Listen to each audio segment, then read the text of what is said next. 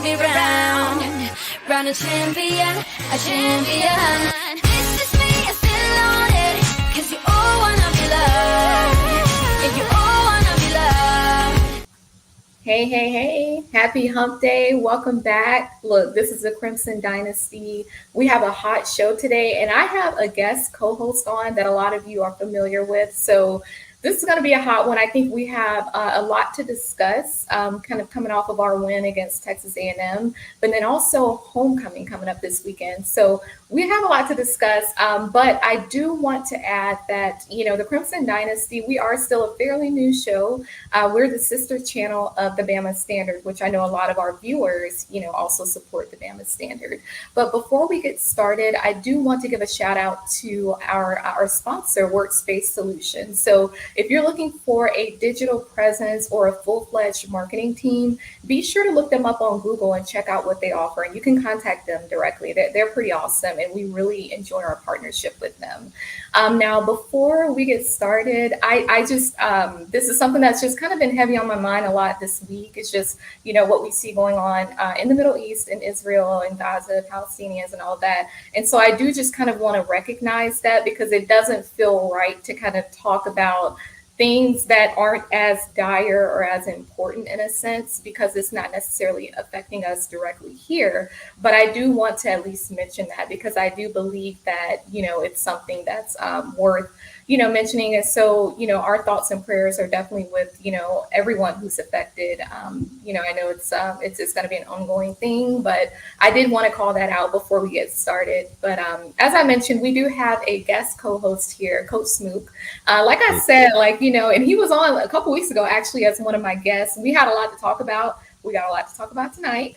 But I did want to at least give you a chance to introduce yourself, Coach Smook, for those who may be new here, and just kind of let them know who you are and what you do. Man, thanks again, Cece. I've been calling you sis all day. I feel like I just had to, I rewatched the show. I always do my little film study. And yeah, man, look, the chat already, they already calling it Coach Smook and Cece. I saw some spark there when we was on here. So I love the way we bring this energy about this Alabama football content. And I think it's going to be fun tonight. And like you said, just want to give our thoughts and prayers to those, being affected by the turmoil overseas.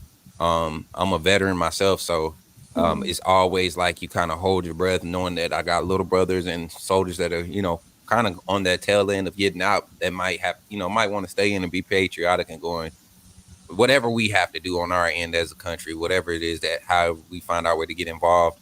And you just want to keep your thoughts and prayers up for just the world as a whole. This society is changing so much. That's why you have people like us that let you enjoy other things that don't really take that serious effect on life, which is being a football fan, and enjoying the aspects of that. But definitely keep our prayers and thoughts over there. Yep, I agree. And thank you for your service. I didn't realize that you were a veteran. And I know that we have a few who watch the show. So we also thank you for your service. But, I do want to let's kind of give it a little more lighthearted moment. I think it was definitely worth mentioning that. But let's kind of pivot and talk a little bit about our game against Texas A&M, right?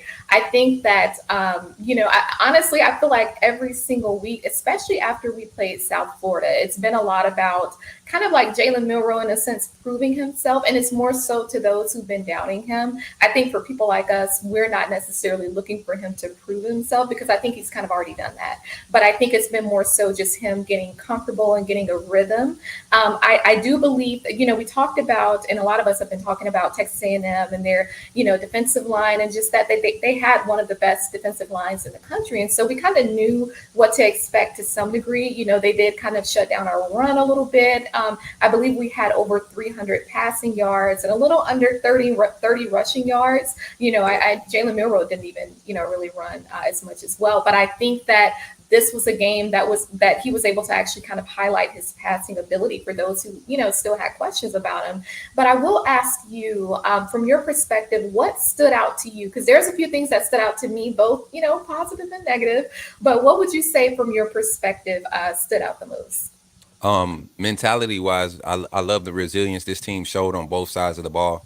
There was a lot of opportunities for us to, like I said on the show yesterday, it was a lot of opportunities for this team for last teams to show up, and the previous teams year to show up. Um, all the adversity that was stacked up against us. You just have to go and figure that at some point these guys, because we're not old Bama, like the fans have been asking for. You had to think that it was just gonna everything was just gonna unfold and break down for us. And so you come out of it with the win and you sit there and say we played probably our worst game of the season, including the Texas game when you talk about penalties and just self inflicting wounds, it's one of those things where you just like we made it through that, and now we got these 3 games coming up at home. This team played tough. They played a tough game. They played a very strong game, especially on the defensive side. This defense is only gonna get better. You gotta think this is only the 6th game of the season. This is usually when the players are finding their legs. So I'm excited. Everybody's concerned about the run game. I'm not. That was a Texas A&M front. We won't see a front like that real rest of the season until we see hopefully we see Georgia, and I say hopefully because I want my own get back for that one. But that'll probably be the next time we see a talented front like that. So overall, I'm satisfied with the win. Hostile territory on the road, conference game, SEC West game. We in control of the West right now. It's all up from here. I agree with you, and I'm glad that you pointed out the penalties. Now, that was something that really stood out to me. I mean, I think in the first half we had like 7 penalties, most of those that were pre-snap, and I think by the end of the game, I think we had like a total of 10, if not more. And so that's something that, I think against Texas, we had the same issues, last year against Tennessee and LSU. So this is something that I definitely think that we need to work on. I know CJ Dupree had a couple false starts. I do understand that, just that environment with how loud it was and, just the defensive line, all of that. I know it was a lot, but I do still think that that's something that we need to work on. Now, in terms of the receivers, Jermaine Burton, he went completely off. Well, honestly, I'm not surprised. I knew that he would have a couple of games where he would, but I'm so proud of him. I'm proud of what he's been able to do.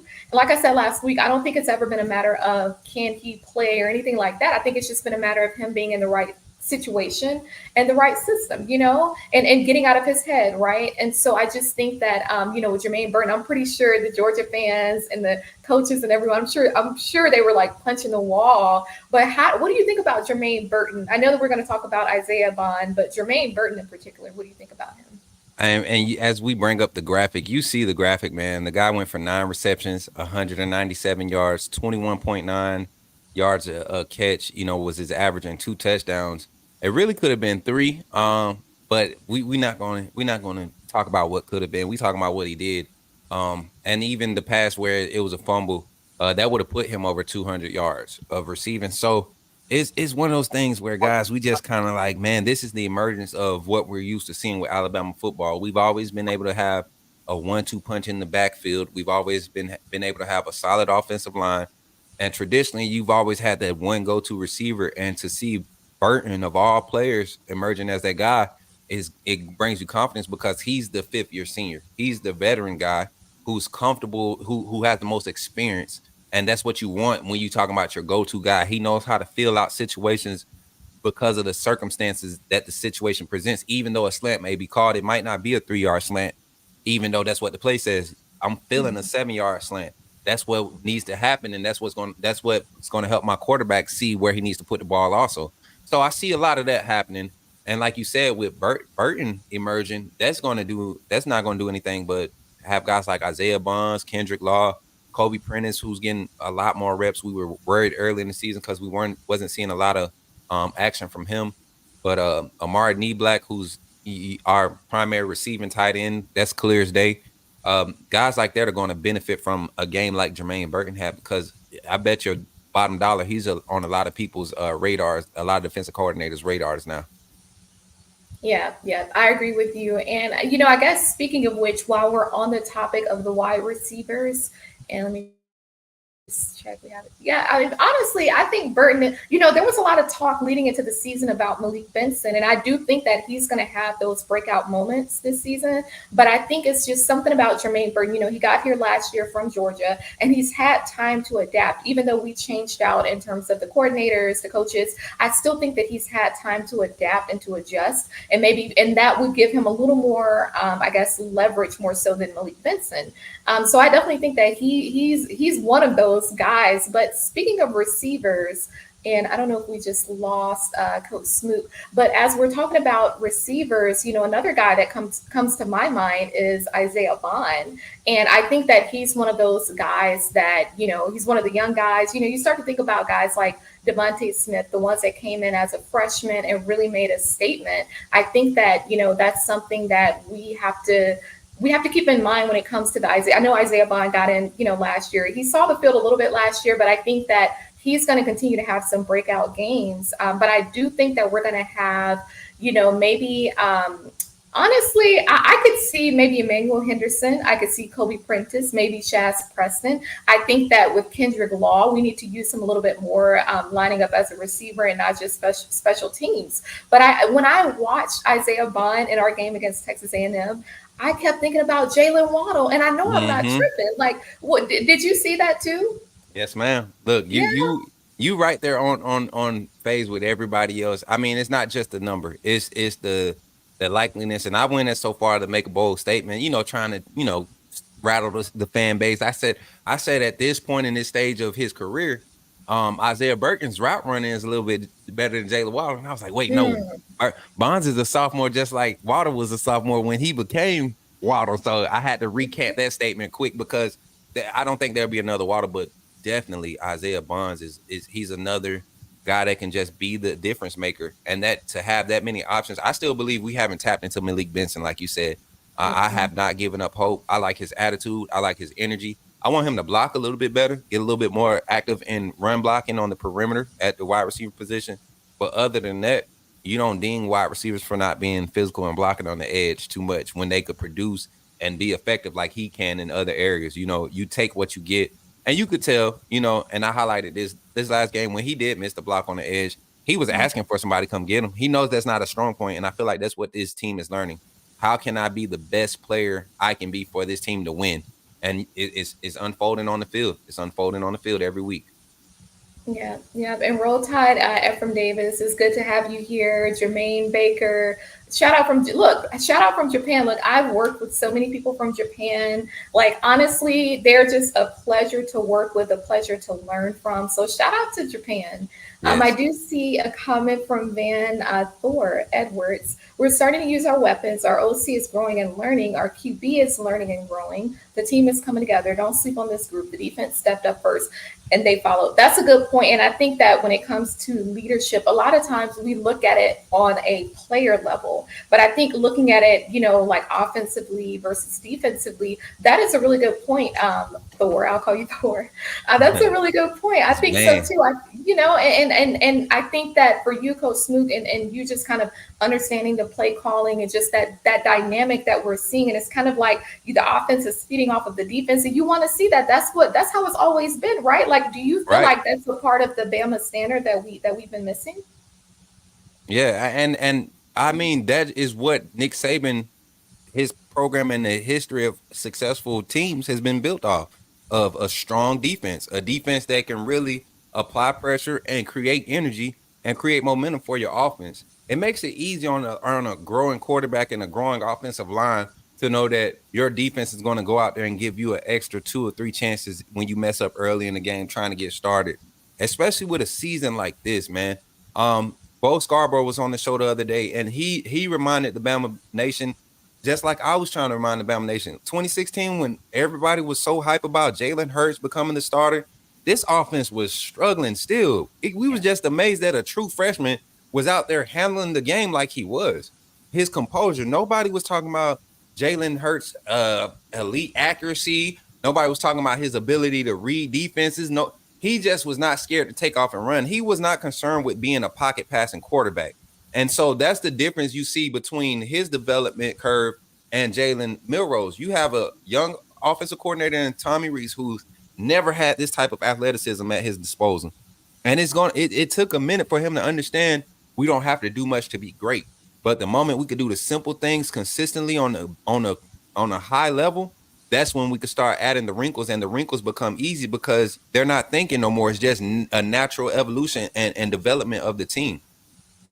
Yep, I agree with you, and that's a really good point. I see a question from Bobby Sprinkle. The Bama Center Network, did you watch Tyler Booker, what he said about what happened with the 9 penalties against Texas A&M defense, making offense jump? Yeah, you know what? I guess my concern with that is, to me, a part of that comes with coaching. When they're at practice throughout the week, I mean, to me, you plan for stuff like that, right? When you're in those loud environments. Think about when we played Mississippi State, those cowbells. I think I heard something, one of the coaches say that, they kind of practice with like that simulated noise. That's a part of it. So to me, it's like, okay, well, that should be a part of that coaching that they're seeing when they're practicing. So I don't know. I feel like, I get it. And I think that that's probably what kind of shook CJ Dupree up a little bit. It's just, the Texas A&M defense jumping. It's just doing what a defense would do. But to me, hey, that's a part of, you go to practice. That's a part of what you learn. You learn what to do. You learn that's that discipline factor, and so I do it. I expect to see us get better. And that, to me, it's embarrassing. And I think for us on the outside looking in, for us to be embarrassed by that, the players should be even more so embarrassed, even the coaches. So they need to find out a way to help the players, all of them, get more disciplined. I even saw Jalen Milroe get a little frustrated later in the second. Yeah. We had those back to back. I think 2 or 3 false starts back to back. When is the last time that happened? So we need to get it together, and we need to be more disciplined. But I do want to ask you, Coach Smugana, and to answer this question here, I think that we can fix those penalties. When you think about it, throughout this entire season, yeah, we've gotten quite a few penalties, but I've seen, like, maybe, I don't know if it was Ole Miss or one of our games where it wasn't as bad, but that's that consistency factor. But we need to be consistent in being disciplined. It's not, especially against these SEC teams. But I want to get your opinion, Coach Smook, on the running game. Jason McClellan and Roydell Williams. Now, they didn't get a whole lot of yards, but remember, I think it was in the 4th quarter towards the end, that play by Jason McClellan where, they thought his knee was down. It was something that even the commentator said that they hadn't seen before. I want to get your perspective on our run game and the fact that we're still only really seeing Jason McClellan and Roydell Williams. We're still not really seeing Justice Haynes or Jan Miller. I'm gonna be one of the fans that's really going to look at it from a coaching standpoint. Against Ole Miss, we ran the ball effectively. Against Mississippi State, ran the ball effectively. And I'm saying, when you say running the ball effectively, you're talking about yards per carry. You're talking about the way that the game was managed, the style of defense we were playing against. And against every team that presented the interior running game to be an advantage for us, we took advantage of it at the right time. Mississippi State, the only game I felt like we were decisive and dominant or effective throughout all 4 quarters with our run game, no matter whether it was big run or a small run. We were positive in all of our run attempts, our rush attempts that game, other than the Milroe sacks. Ole Miss game, second half, we went in between the tackles, and you saw the effect it had against Ole Miss. This last game, we were not equipped to run against that defensive front 7 against Texas A&M. Nobody in the nation is equipped to run against that Texas A&M front when they're healthy. Your best bet is to keep them honest, though. And I feel like that's what Tommy Rees did. We talk about, the total number of yards rushed. Jalen Milroe had 6 sacks. Let me go to the stats. I think he had 6 total sacks. And what we're not factoring in is every sack is rushing yards. He had a 12-yard sack, a 14-yard sack, an 8-yard sack. So for every 7 or 8 yards that Roydell and Jace was getting when they were in the game, double that is being taken away when Jalen is taking sacks, which 3 of them for sure he didn't have to take. 4 of them, they were just kind of like, you're holding the ball too long. Either let it go or get out of the pocket. So it's a lot of different things that are factoring. But what I'm happy to see is the amount of attempts that we're committing to the run game when, regardless if this is working or not, we're still trying to give the run game an opportunity. And the offensive line was doing their job. It's just A&M was flying to the ball. They were committed to stopping the run. And they did that part. They 100%. That's what they committed to do, and that's what they did. But they couldn't stop the pass, and that's what gave me confidence about this offense, because when we need to run the ball, we ran it for 193 yards one game. When we need to pass the ball, we pass it for 300 yards a game. So I'm not really tripping about this run game. I'm not really tripping, especially with the Jaden Roberts change at right guard. If we could see him against Arkansas, against a lesser defensive line, and just see how much energy he can bring, this could be just, we started doing this when we feeling ourselves, on my offense. When we moving the ball, my offense, I used to have all my guys on the sideline. We ramping it up. So I feel like this offense could ramp it up if this just continues to trend like it is. Right. And you touched on a few good points, all of which I was planning to touch on. So I'm glad you mentioned it. So the first thing is not abandoning the run. Of course, that's one thing. But like you said, we have to put that into perspective too, because Texas A&M has arguably one of the best defensive lines in the country. So you're not going to just run all over them. Even Jalen Milroe couldn't really run against them. That's one aspect of it. But then we talked about the sacks. I think Jalen Milroe got sacked 4 times in the first half. Now, that to me, it's still, I still want to see our O-line, especially the first half of that game. I still want to see us get a little better. I know that we did play a little better as far as the O-line in the third quarter, but I think that we need to be a little more consistent. And like you said, the Texas A&M defensive line, they just got to us a lot quicker. But I think we knew that was going to happen. Now, one thing that you mentioned Roberts at right guard, and I guess just for those who are watching, the viewers, it's my understanding that Dalcourt had gotten a little banged up during the game, but also Terrence Ferguson. And so I'll be curious to see, what it looks like this weekend. I do think we'll see Roberts out there starting. But, we'll see how that plays out, because I think going against Arkansas, of course, they're a different team. They played LSU already. They played LSU, Texas A&M, and Ole Miss, and they lost to all 3 of them. But I'm going to talk about that later on, because there were certain things that I noticed in those games, right, that I think that are worth calling out. But before we kind of pivot away from that, I do want to highlight our defense, because I'm ecstatic with them.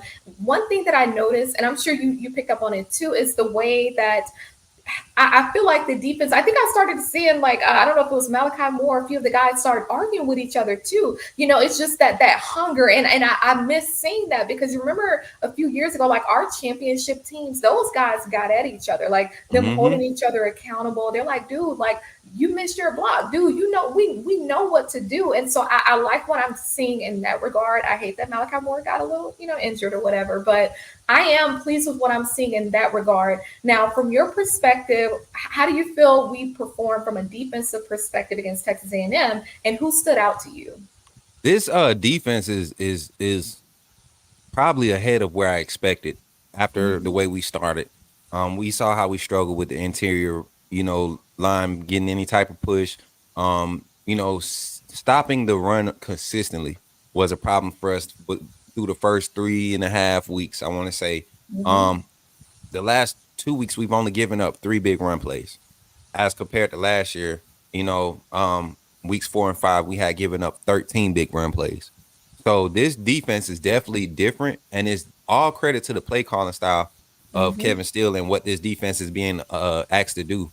And to go against Texas A&M and to not give up one 100-yard receiver, to possibly, you got 3 guys that could possibly go in the first round when they enter the draft when it's their time.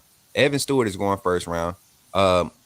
Anaya Smith, this guy's been, he could have came out last year and went first round. But he was sharing the load with A-Chain, who's, you see what he's doing in the league. You got Moose Muhammad, he's a solid receiver. And I forget the third guy's name. He's the bigger of the guy. Muhammad's the bigger of the guys. But Smith, Evans, and Muhammad. And then they got a young guy, Ruben Owens. We didn't even allow him to get started. I was scared if we would let him get started, then there would be another X factor we would have to look for. So this team, they literally limited them. We held them to what we wanted them to do. They couldn't run the ball either. Everybody talk about our run game.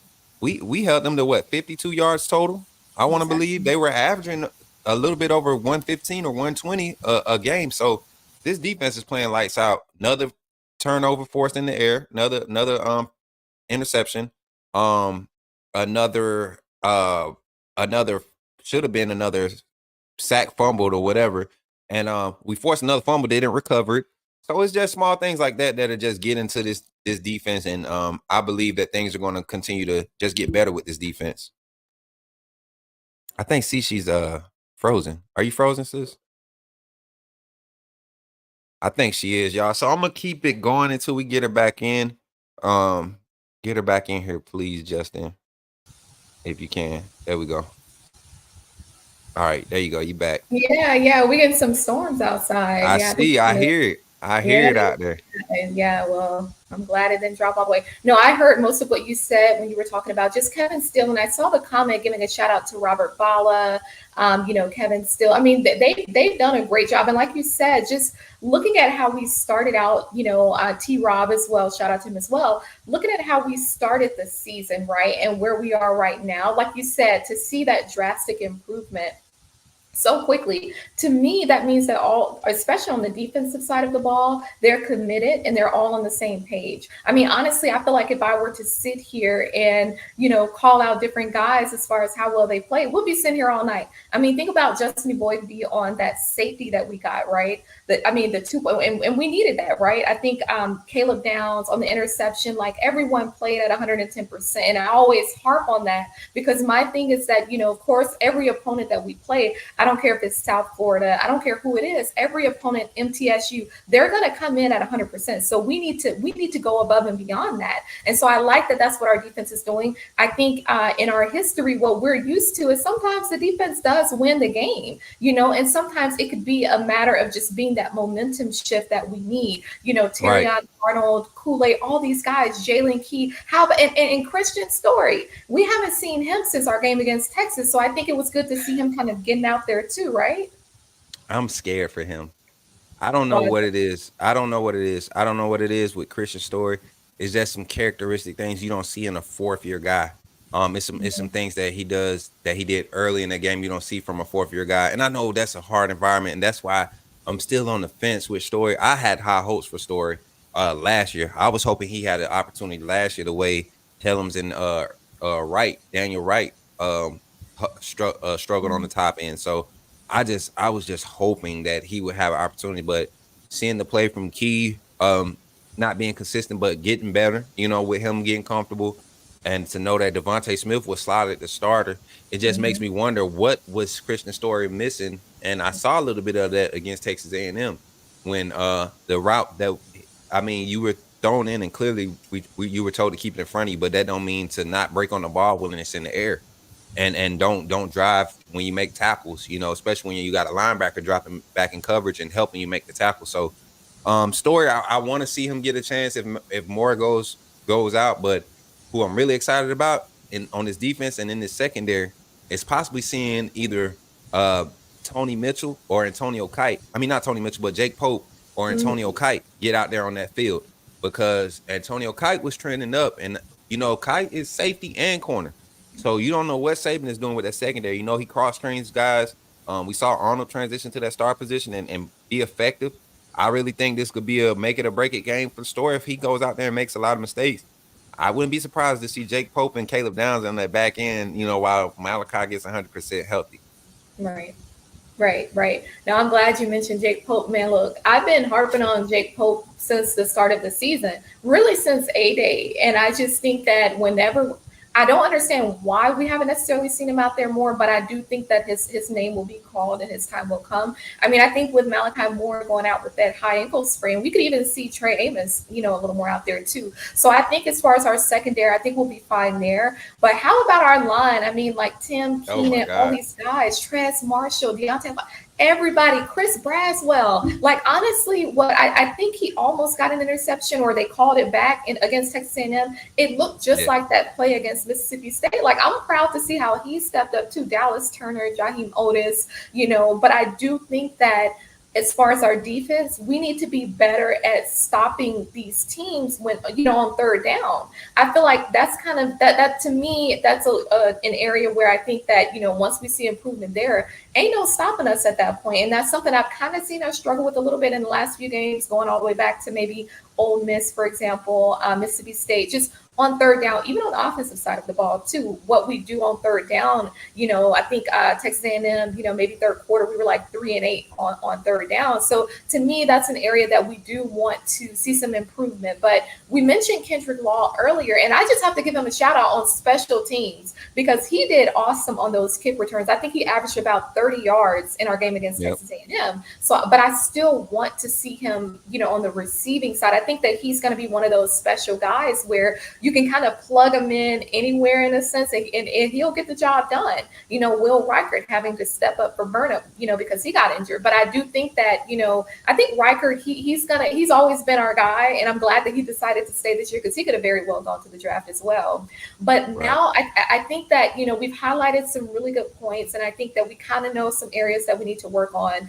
Our O-line, we still need to continue to improve there. I think all these sacks, but a part of that too is going to come with Jalen Milroe and his decision making, pocket awareness, his vision, all of that.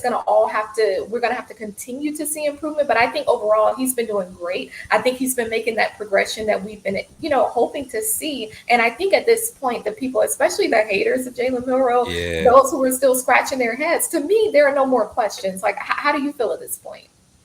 We're going to run it back. Jalen Milroe, if they question him, is not because of his quarterback play. You get what I'm saying? Of course, there's room for him to grow. There's plenty of room for him to grow. But the progression he's making, we're 4-1 right now with the progression he's making.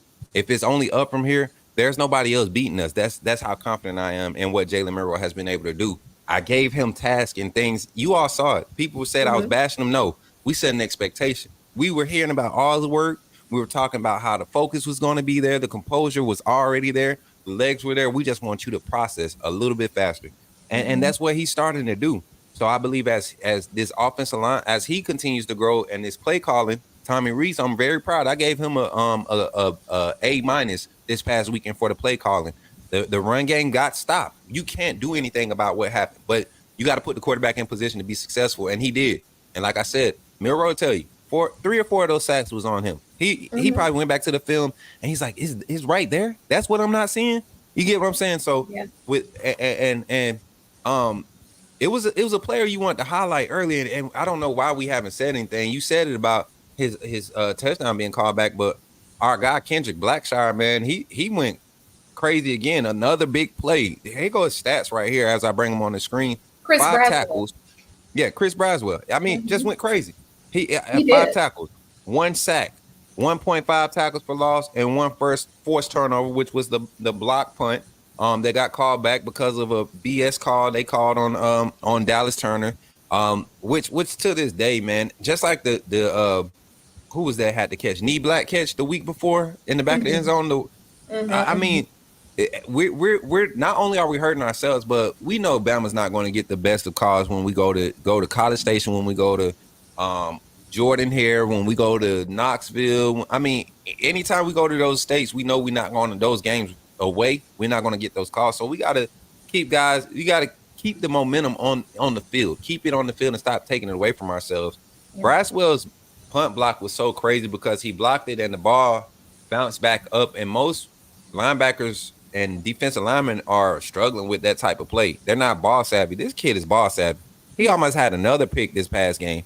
And this is probably the best coverage group of linebackers from the outside to the interior that Alabama has been able to have. And since probably 2009, 2010, Justin's backstage. I don't know if he could go back. I'm talking about like the young first year Foster starting era. When those guys, it was like nothing across the middle, nothing, no swing, nothing, because linebackers and your star guys was jumping it. DeQuan Mincy was part of that group with Hightower and those guys. So that this team, this defense is really just amazing. And like you said, the offense is going to continue to grow as long as this offensive line continues to stay aggressive, because one thing we can't say, this offensive line hasn't been soft. They've been missing assignments, but they haven't been soft.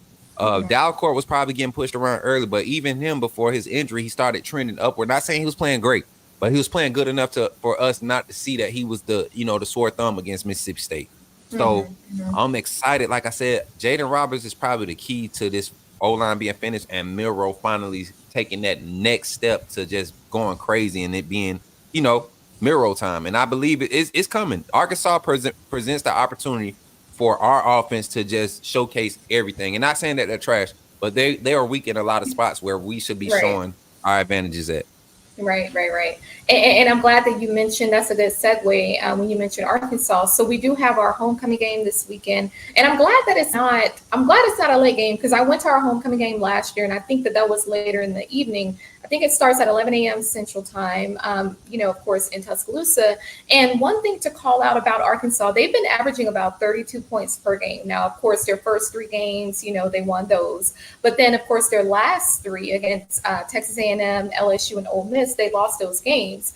But I think we also have to remember that they just played all 3 of those SEC teams back to back. Now they're playing us. So I think there's a lot that we can take away from those losses. And I have a few things that I do want to call out. But one thing in particular, I noticed that specifically with their SEC losses, so Texas A&M, LSU, and Ole Miss, I noticed that, when they had about 30 passing attempts, they maybe completion, KJ Jefferson around 65%. Those games, they lost by 7 points or less. But what I noticed with Texas A&M, he only had maybe 17 pass attempts. They lost by 12 points. And so it's certain things that I was kind of picking up on. And I'm like, okay, I know that we're familiar with KJ Jefferson. He's a senior, he's been at Arkansas for a couple years. And so we're kind of familiar with his play style. And then they have Sam Pittman, which he's been hitting that transfer portal hard. And I'm going to mention a couple guys that they were able to get. And one in particular, who is their top wide receiver. But I think that, as far as Alabama, I personally think that we'll be fine in that it's not a Texas A&M defensive line that we're going up against, right? But I do think that because of KJ Jefferson, he's good with his legs. I think he has maybe a little under 150 rushing yards this season, and he's at about 1,300 passing yards. And so to me, that speaks volumes. Like, this guy's big, 6'3", I think about 250 pounds. He has that experience on the field. So it's not like he's just going to be a walk in the park. He will use his legs if he needs to, but we need to prevent that. But I think another guy, I think they call him like Rocket Sanders. I'm gonna call him by his first name, Raheem, because he ain't gonna be no rocket against us. Rocket, not this weekend. Not this weekend. I mean, maybe he has been, but we ain't doing that. But I do want to kind of highlight Raheem. I know that he was out with an injury for a little while, but I definitely think that I don't know if we're gonna see him this weekend. Raheem Sanders, AJ Green, who's a junior. I think he's at almost about 200 yards. They have a few guys, but it's kind of a few that are also banged up as well. But I did want to mention, Raheem Sanders. Now, he did get injured early on in the season, and he returned when they played Texas A&M. Now, I think that we could see him, and I think if we do, I don't think we'll have a problem with stopping their run game. I think the biggest thing for us is going to make sure that KJ Jefferson, for one, that he doesn't have room to run the ball himself, but for two, that we need to be blitzing all night. We don't need to give him time to throw that ball, because what I'm noticing is that the more pass attempts that they have, a little more successful that they come out, to be on the other side. And so that's something that I think that we're going to have to really be careful with. Now, they also have a running back, Dominique Johnson. This guy is a junior. Now, what I noticed with him and why this matters is that he's a running back. He doesn't have a lot of yards, but I've been hearing that he's been taking reps at the tight end position. And the reason why that stands out is because they are a little light when it comes to that tight end position, and also with the wide receivers because of injuries. And so I think it's going to be interesting to see if he does get out there and line up as a receiver instead of as a running back. But what do you think, I guess, as far as Arkansas, how they've played this year? I think they had like Kent State, BYU, maybe Western Carolina early on, but then having LSU, Texas A&M, and Ole Miss back to back and coming into this game. What do you think may be some areas that we may need to watch out for? Watching out, honestly, this team is, like you said, they sneaky. I don't know where to watch them at, because they're not great in any area, but at a moment in a drive, they could be great in their passing game. They could be great in their run zone, there's zone read. KJ Jefferson is an experienced guy, but he's an experienced guy that's been making consistent mistakes. So you don't know when he's going to be, second day quarterback KJ Jefferson, or second round draft pick KJ Jefferson, or when he's going to be sophomore KJ Jefferson, where he averaged an interception for every 9 pass attempts, so some crazy junk when he was in the game. So I'm not sure where they kind of present an issue for us on from their offense, but their defense might be able to present an issue if they're able to get penetration early in the game and disrupt what I believe we want to implement, which is the run game, re-implement the run game this week. So if there was a place to look at a mismatch where they could affect us and kind of slow us down, and I'm being realistic, guys. I'm looking at it from an unbiased point of view, because it's not many people that match up with Alabama talent-wise already. Coming into the season, there weren't many that matched up with us talent-wise.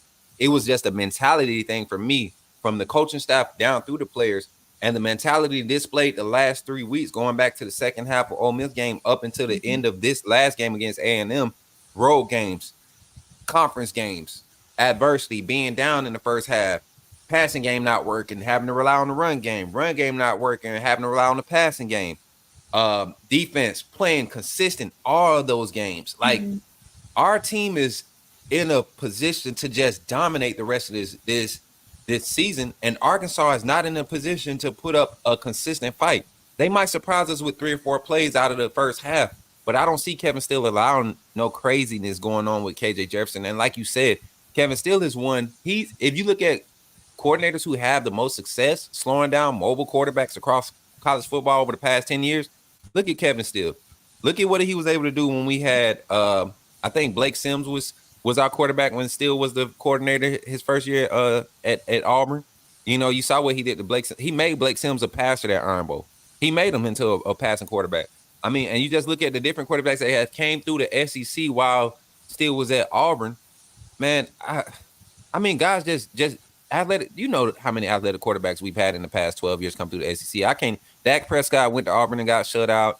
I mean, just guys, you get what I'm saying? So yeah, I'm more confident in Kevin Steele than I am in Sam Pittman and I almost said Hartman, but Sam Pittman and that staff. Not saying that they're trash. This team is just not. They're not equipped this year to really go and beat a focused 100-mile-per-hour playing every snap Alabama team. And they're on fire right now. This offense is ready to prove something. This offensive line is going to eat. So honestly, I don't see anywhere other than us not being able to get started early, and they take advantage of it. Yeah. And those are all good points. That was something that I was thinking about too, is that this is a game where we're going to have to come out early. I do think that we'll be able to run, but I do think that we need to come out early and score early. We need to take advantage of every first down. I think we need to be able to get positive yards as well on those first downs. But, in terms of just strategy, they do have that one guy. And I said that Sam Pittman, they hit that transfer portal hard. Their best wide receiver is Andrew Armstrong. Now, this guy came from Texas A&M Commerce. Didn't really hear a lot about him at first, but he transferred to Arkansas after the 2022 season. Now, I think he almost has about 500 receiving yards.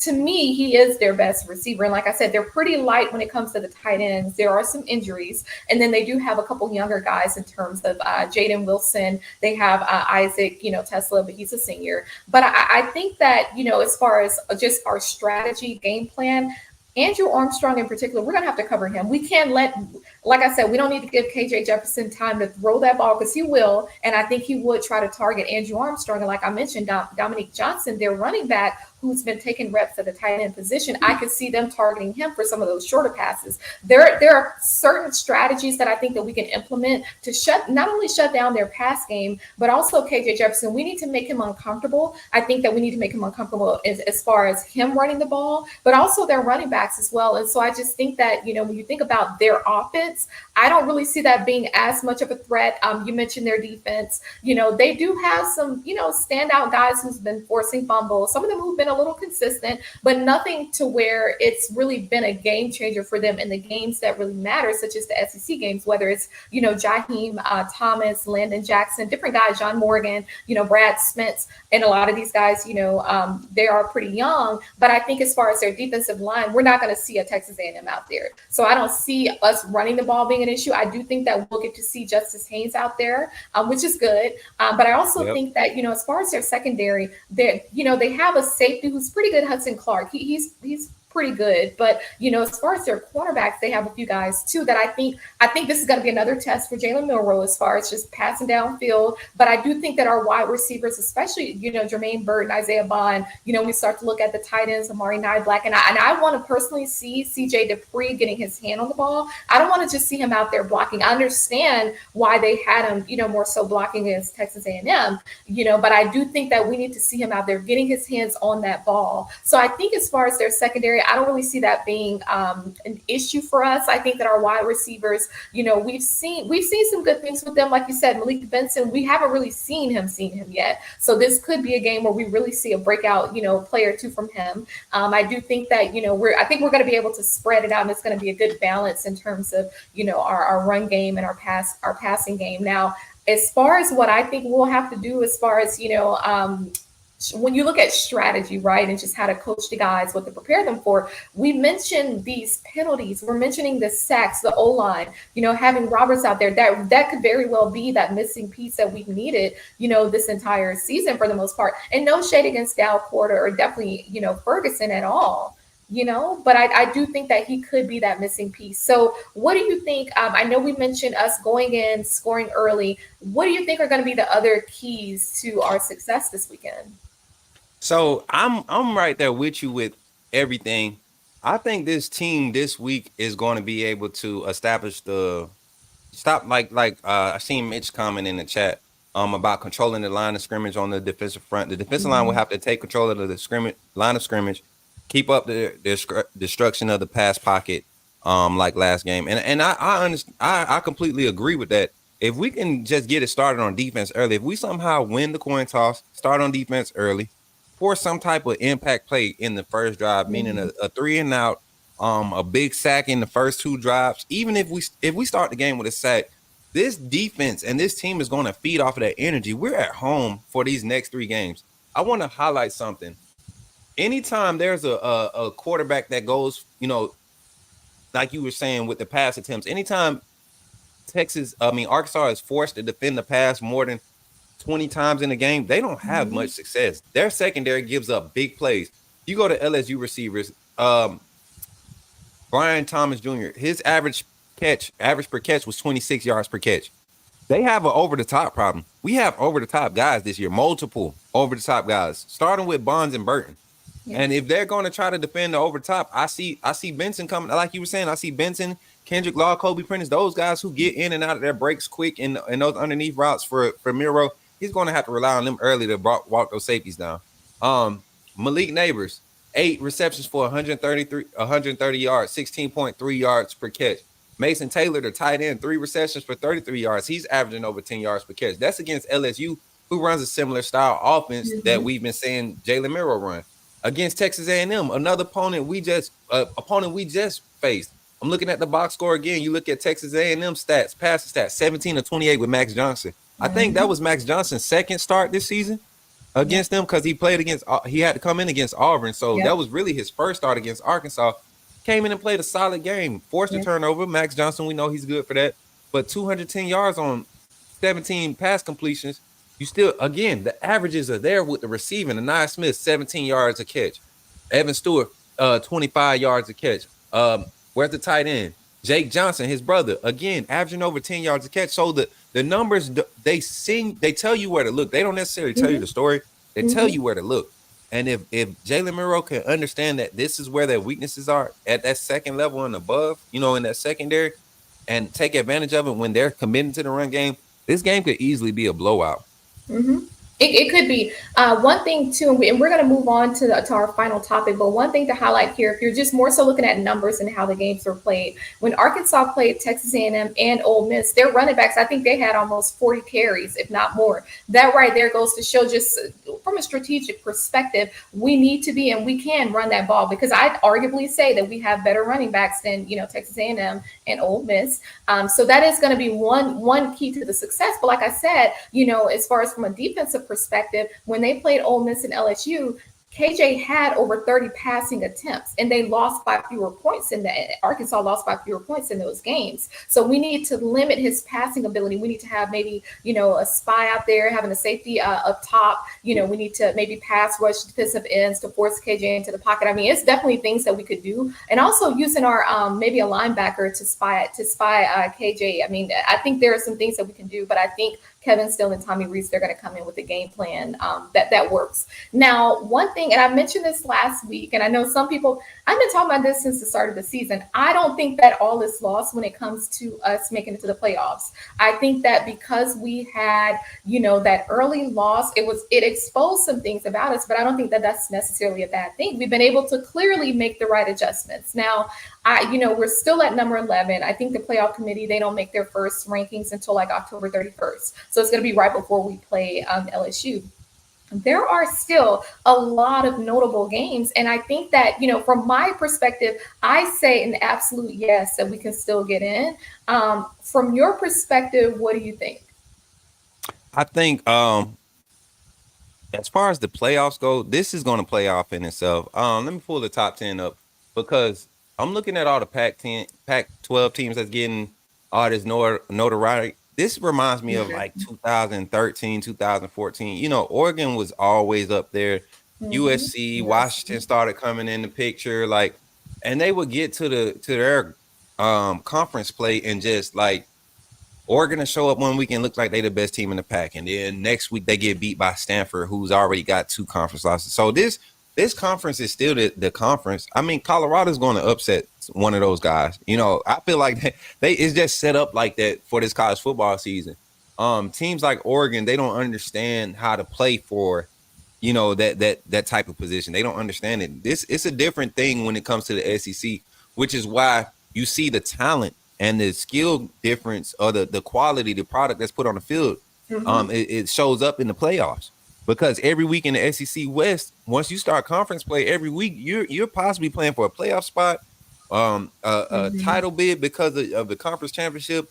You're playing for a major bowl, New Year's Six, something. From the start of you lose 1 or 2 of those, then you're out of question for it. You're going back bowling with the cheap stuff, and SEC football, you can't do it, especially with Texas coming in, Oklahoma coming in. So this will pan out. Oklahoma beating Texas, yeah, it kind of hurt us, but at the same time, they're going to see each other again. Texas and Oklahoma, it's hard to beat a team twice in a year. We proved that against Georgia.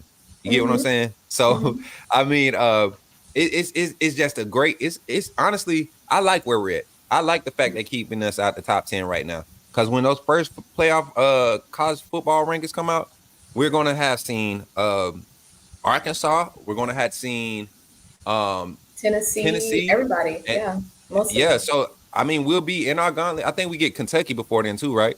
I think so. We get Kentucky at home. So I'm excited, man. This is one of those things where if we don't, and a lot of people that talk with me, we're all kind of traditionally the same. You give somebody too much too early, they'll mishandle it. You give somebody too much too early, they mishandle it. And I feel like that's what happened with last year's team and the year before. Bryce coming in with the Heisman hype, all this stuff. We got these high rankings, and we literally just got dog whipped in the national championship. We shouldn't have came in the top 5. We should have been number 6, number 7. From a mentality standpoint, we should have looked at ourselves as underdogs instead of trying to talk about a standard that we weren't even able to uphold in the national championship game because guys are struggling with egos. So seeing that we're not dealing with that type of stuff this year, the wins is not going to matter. It's how we win. You get what I'm saying? Yep. It's how we win. So the LSU still going to get their respect when it comes to rankings. We still got to see who else is ranked. Tennessee is still going to get their respect right now. They still kind of in that middle of trended. And the SEC, we go to the SEC championship and see a 1-loss Georgia or undefeated Georgia and win that game by 14, 17, something like that, which I believe we can do. It's definitely we're in there. Yeah. You don't keep a 1-loss SEC champ out of the playoffs. I don't care if you got a 1-loss Pac, 1-loss Big 10, Big 12. You don't keep a 1-loss Alabama, Georgia, Florida, LSU. None of them as a conference championship. You don't keep them out of the playoffs.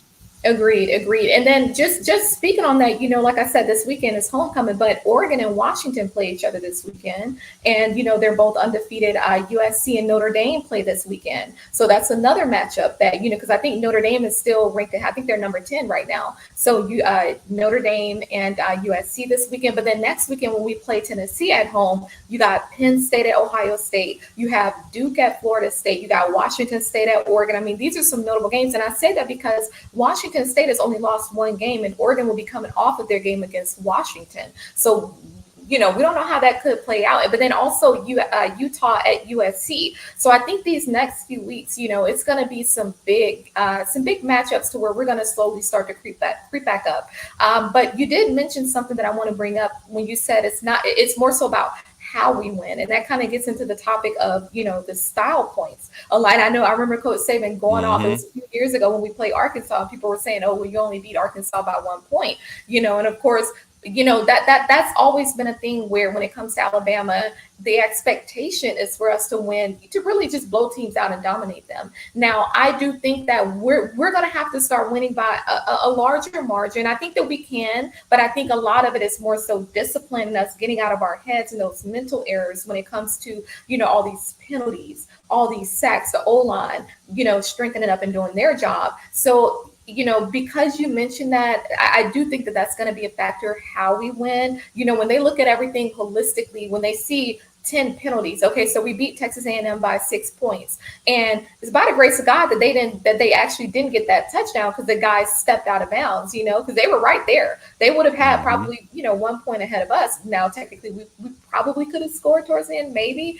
but I just think that we are going to have to win by. We're going to have to increase that margin. And I think that we need to have some convincing wins, whether it's this weekend against Arkansas, leading up into playing Kentucky, Tennessee, of course, Auburn, LSU for sure. I think we have LSU at home. So there are some big games where we're going to have to increase that point spread.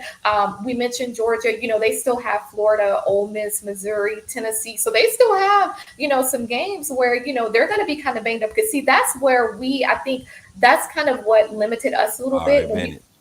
Just kind of going into those bigger games or even the SEC championship banged up. Now, when we talk about homecoming this weekend, I am glad that it's an earlier game, but I am thinking, as far as score prediction, I'm thinking that we can come out, start to score early, set the momentum. We're going to have a large fan base out there, a lot of support. I'm thinking, maybe this will be a game where we maybe touch that 42-ish mark, maybe 39, 38, 42 in terms of our side. And then I personally think that we can keep Arkansas at no more than 14.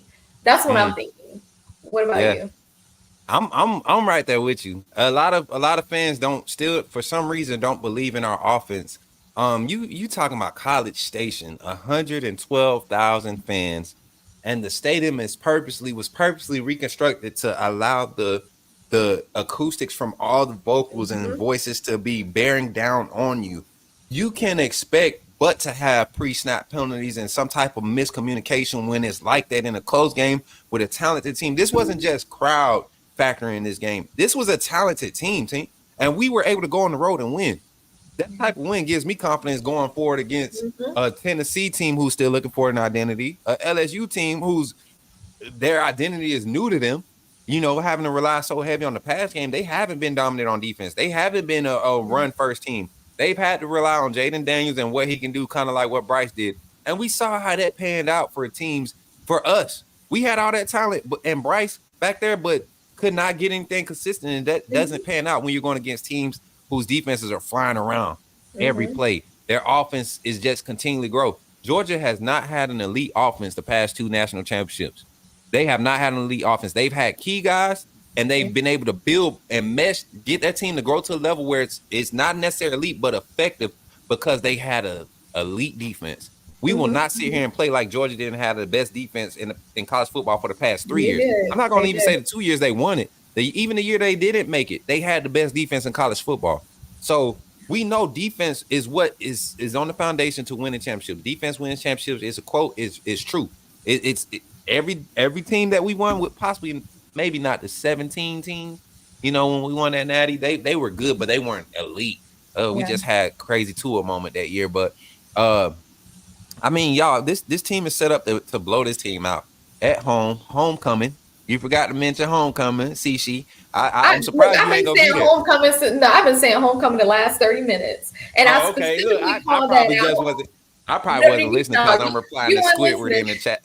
Hey, you were still stuck on Chris Braswell. Look, Jermaine, Right. I'm so amped up. Like, honestly, I do hope we end up playing Georgia because you know what? When Jermaine Burton transferred to Alabama, Georgia fans had a lot to say about him. You know, like I said, they punch in the air right now. So I think, honestly, if we continue to show up and play at a high level, hold each other accountable, coaches too, honestly, I don't see why we wouldn't make it in. But we need to be scoring more offensively. So I think that Jalen is getting a little more comfortable. That lack of confidence that we saw against Texas, I haven't seen that since. And so I'm glad to see that because even when he threw that interception against Texas A&M, I think it was in the third quarter, it was only because he had just fallen on his shoulder. He had hurt his shoulder a little bit, but I think Not he's even right. that. Not even that, sis. The read was there.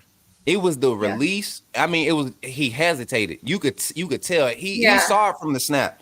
He hesitated. If he would have let it go to when he did that extra pat, that's what and I was like, okay, he got it. After the pick, even the reaction to the coach's staff reaction and everything was kind of like, dang, it didn't make it. Not bad pass, but dang, he didn't make it. So it's confidence building. It's all those things.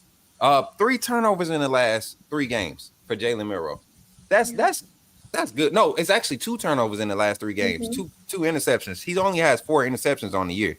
People talk like this guy has 7, 8 interceptions to the I think 12 touchdown pass or 10 touchdown pass, whatever it is he has. So I'm confident. This team is going in this weekend to get my final prediction. I'm right there with you. I'm feeling a 41 to 13, 41-10 type game. Like, and I'm not talking about the touchdown coming against the first team defense. And if it does, it's going to be early off of some cheesy trick play. Sam Pittman is throwing all his cards out in the first quarter. It's 4th and 6. He fakes a punt, catches us trying to block it, or fakes a field goal, catches us trying to block it over top of it. It doesn't happen no more. The game, they don't score, kick another field goal to the 4th quarter. But yeah, I'm feeling that type of game, like a 41, maybe 45. I'm almost tempted if we get Ty Simpson and Justice in the 3rd quarter. That's a touchdown. Justice is scoring this weekend. If he starts touching the rock in the 3rd quarter, Justice is going to score. Ty going to be able to throw it a few times, and he trying to put one on the board. And, so I mean, this could be this could be the breakout game where everybody starts opening their eyes. Alabama's back. We never left. We never left. Right. We never left. Exactly. 10-2. I'm 11-2. How are we not back? Yeah. How are we? Yeah. No, people just got it twisted, but they gonna find out. Honestly, if this, like you said, this is a good position to be in. You don't want to be ranked number 1 or number 2, at this point, especially at the start of the season, because like you said, the guys start to feel entitled, and I don't think NIL tends to help with that. But I know that we're coming to the end of this show. Do you have any social media that you want to share with the viewers? For sure. Everybody already know, man. If you're on this channel, you know where you could find me, man. And it's one of those things where I show up for the family, man. This whole panel of shows that we have, these different shows on the Bama Standard Network it's a family here. We're growing, we're getting more people onto the panel on the platform, and we're trying to get exposure for everybody. And the only way we're going to be able to do it is if you all, as the fans, as the followers, continue to support. So don't forget, before I even talk about my stuff, don't forget to like and subscribe on this channel. Continue to support Cici, my new sister, man. Hey. I was on her vibe from the first day. Once they put me on, you just ask Justin. I was like, what's she talking about? Because I usually don't deal with, pretty girls and football. They usually don't be talking football. they you know what I'm saying? Most of them don't. And then I found out you got Bama ties. You watch football. I said, okay, we got something here. So we got a gym here, chat. You won't find many fan bases with somebody with her type of energy and knowledge when it comes to this game. That's why I was more than inclined when they asked me to come on and join you. I was more than happy to. So I appreciate the opportunity again. Don't forget to like and subscribe. And you can find me at Coach Smook on every platform. That's IG, Facebook, TikTok, the new kick.com here on YouTube, everywhere. Coach Smook, Twitter is popping right now. I want y'all to get active. I'm going to be dropping the Discord link this weekend so you all can get in there. We had some good game day chat in my Discord this weekend. So if you're interested, jump in that. But don't forget, Friday, we're going to have the Alabama versus Arkansas NCAA revamp preview. I'm not going to throw y'all for a loop this weekend, all right? I'm not going to make y'all mad. I'm not going to make it a close game. I'm going to play it like I feel like this game is really, really going to go, y'all. I'm going to play it, and yes, I'm going to have it on those crazy settings, but I'm going to play it for real, and y'all going to see the difference, and we're going to be confident coming into this Arkansas game. But Coach Smook on everything. Roll Tide to the chat. Much love, CC and the Bama Standard, and yeah, that's where y'all can find me. No, it's all love. No, I really appreciate you coming on, and like you said, you know what, this is a family thing, and it's more than just saying Roll Tide. You know, this is a lifestyle, right? I think that's something that we ain't no Walmart fans where we wait till the end of the season and go buy a shirt. Because first of all, I'm not buying my shirts from there anyway. So we already we ain't even on the same level at that point. I don't even buy. What I look. I ain't look, we don't go to Walmart, Where bro. your hat? They got this on it. They need to make sure your hat's got some of this stuff on it. Like we go on the Fanatics and the real Alabama sites to order. I spend $100-some on a PFG shirt, whatever them pro golf shirts, them with the ventilation. Them that's what. Not the take that one to the cleaners, get it starched and everything. Bro, exactly. Look, hey, guys, got your stuff, and I'll be bougie. Look, because let me tell you, bougie. Look, anytime, whether I'm physically at the game or they're in spirit, I'm gonna show out. Like, but that's just what we're on because it's different over here. This is Bama. It's different over here. Now, look, I really appreciate everyone that I've seen in the chat. Like, y'all always come and show love, and I like that y'all have dialogue amongst each other. Sometimes you may disagree, but at the end of the day, it's still football. You know, at the end of the day, we have a love for the game, and so I just think that we have to kind of, you know, keep that in perspective. Now, if you're looking for me on social media, I am on Instagram. I don't really use anything else. But my Instagram is at beauty_of_intelligence. So you'll find me there. I'm a little more active there. I am excited about this weekend. It's homecoming. I done said it about 10 times, but Coach Smook wasn't listening, so I'll say it again. It's homecoming. It's an early game. I think we're going to do great. Roll Tide. And we will see y'all next week on Wednesday. Have a great weekend. For sure. Roll Tide, man. Roll Tide.